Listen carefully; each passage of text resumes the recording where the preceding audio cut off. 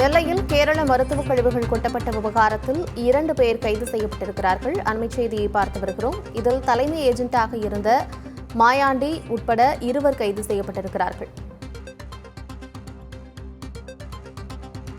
விவரங்களோடு இணைந்திருக்கிறார் செய்தியாளர் மருதுபாண்டி. ஏற்கனவே இந்த விவகாரம் தொடர்பாக தென்மண்டல பசுமை தீர்ப்பாயம் தாமாக முன்வந்து நடவடிக்கை எடுத்து வருகிறது. இதில் 2 பேர் கைது செய்யப்பட்டிருக்கிறார்கள். அவர்களுடைய பின்னணி என்ன விவரம்?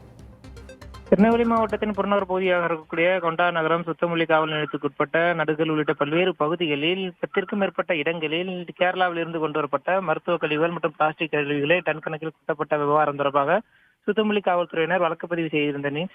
பல்வேறு கோணங்களில் விசாரணை என்பது மேற்கொண்டு வந்தார்கள். குறிப்பாக கொட்டப்பட்ட இடங்கள் இதை சுற்றியிருக்கக்கூடிய கிராமங்கள் மற்றும் கிராமத்தில் வசிக்கக்கூடிய பொதுமக்கள், அந்த பகுதியில் மாடு மேய்க்கக்கூடிய ஒரு மாட்டின் உரிமையாளர்கள் பல்வேறு தரப்பினரிடமிருந்து விசாரணை என்பது மேற்கொள்ளப்பட்டது.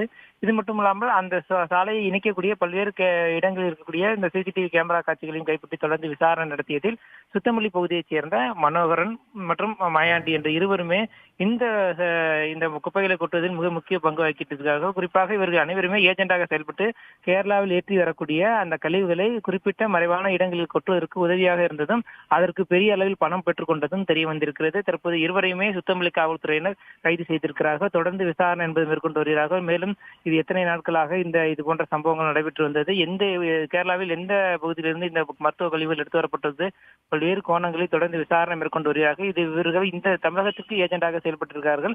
அதே போன்று கேரளாவுக்கு ஏஜென்டாக செயல்பட்ட சிலரையும் காவல்துறையினர் தொடர்ந்து தேடி வருகிறார்கள். இவர்களிடமிருந்து செல்போன்கள் தற்போது பறிமுதல் செய்யப்பட்டு தொடர்ந்து அதில் இருக்கக்கூடிய தொலைபேசி எண்ணுகள் அடிப்படையாக கொண்டு விசாரணை என்பது தீவிரப்படுத்தப்பட்டிருக்கிறது. மேலும் இந்த மருத்துவ கழிவு கொட்டிய விவகாரத்தில் கைது நடவடிக்கை தொடரும் என காவல்துறை தரப்பில் தெரிவித்திருக்கிறார்கள்.